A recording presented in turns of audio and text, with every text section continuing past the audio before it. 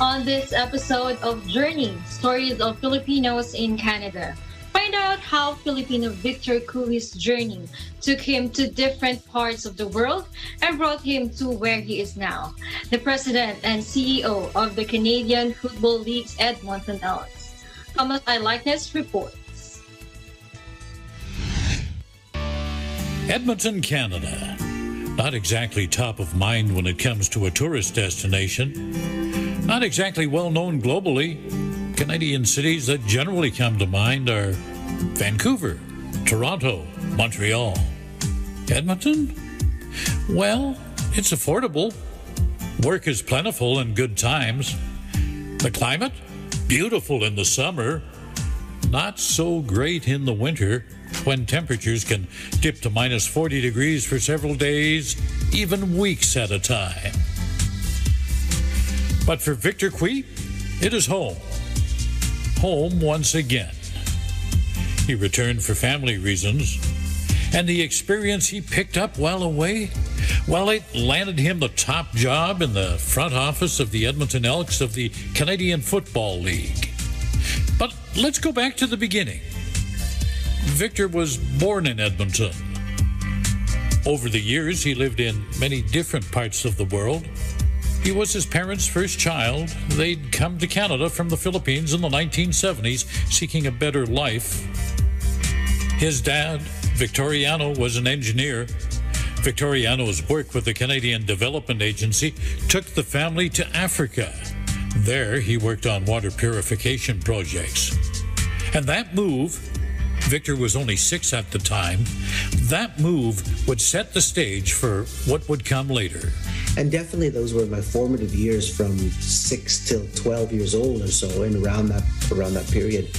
And that really, I think, made the world suddenly very small, because going from Canada to Africa, and in those times we traveled a lot within Africa and outside of Africa with my parents.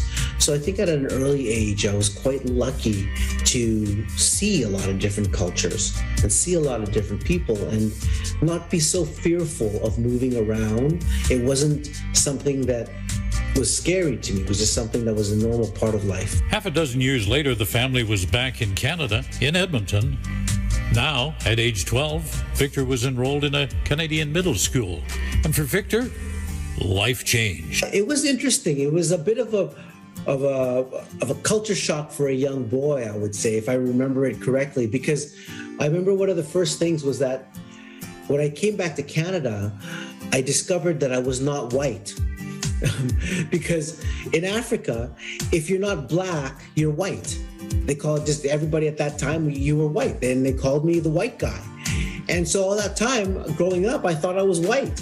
And then I came to Canada, to Edmonton, and people were like, you're not white. And I remember being legitimately confused about it. Being virtually a newcomer in the country in which he was born, Victor had no circle of friends.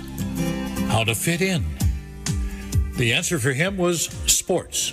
There's nothing quite like putting on a uniform that makes you feel part of a bigger family. And that was the experience that I first felt when I came back and I put on an Edmonton Eskimos jersey at that time and came to the stadium. It was the feeling that I felt when I put on a uniform when I joined the Navy, when I turned 18. And I think it's a similar kind of feeling that I've continually tried to chase my whole life. Sports was the ticket to social acceptance. It was also the basis for what would become a very successful career, but not as an athlete. I loved sports and loved participating in it, and have done sports my entire life. I just am not very good at it as an athlete. So I love it. I just am not good enough to make a living out of it. So I had to figure out how to make a living out of it in some other capacity. That love for sports began at a young age. His dad introduced him to boxing.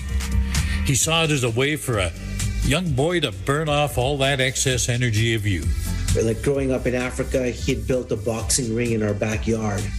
So we just grew up doing combat sports. At age 18, Victor enlisted in the Navy. He says he felt the need for more discipline, and the military was a way to get that. The Navy also paid for his university education, a degree in international politics. Victor also did postgraduate studies in business. And from there, it was off to Asia. His first job was in Malaysia, where he had one skill that no one else did. I was hired at this time because I had this magical skill set that nobody else had, which was the ability to create PowerPoint. and nobody knew how to make PowerPoint presentations at that time. And that was the main skill that what they hired me for. Next was a move to the home of the Merlion, Singapore, and a 5-year stint with sports broadcaster ESPN Star Sports. Victor's first job? Find the next multi-billion-dollar sports opportunity that could be marketed in Asia. He looked at football, basketball, tennis, golf, darts, cheerleading, even marching bands. You name it, he studied it. Oh, what an on-the-job education. And I just had this fantastic opportunity to do the due diligence on every single sport that was in the world and understand what made that sport successful, the business fundamentals of it, its revenue, where their expenses and their risks were. One of the opportunities Victor suggested was mixed martial arts. ESPN? Well, less than enthusiastic. The company was run by a lot of traditional British people or former British colonies, like people from India, and what they really understood was cricket. They really understood cricket and they really understood soccer. And so if you were presenting a business plan that had cricket in it, they were not interested. Victor eventually left ESPN. He found a business partner. They started a company, called it One Championship. The mission? Promote martial arts Asian style. The going was tough. It took a lot of persistence, but eventually they tasted success. Fast forward to 2020. Shortly after the world rings in the new year, the pandemic is declared. Globally, everything pretty much is shut down. Eventually, Victor makes the decision to leave Singapore and move his family back to Edmonton. Why did you decide to come back? A big part of it was, as my father got older, we decided that, what would make my parents the happiest? How could we make these last years of my father's life, whose health was not as good, the best for him? And we thought of everywhere in the world that we could live that would make sense. And in the end, the biggest piece was being able to bring all of his grandchildren together so that he would be around them and be around family.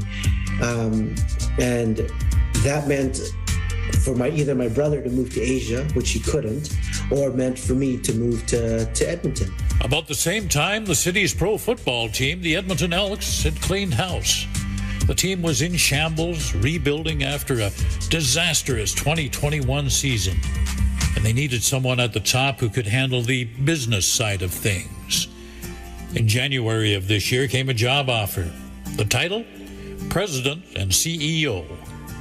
For Victor, well, the offer came at the right time.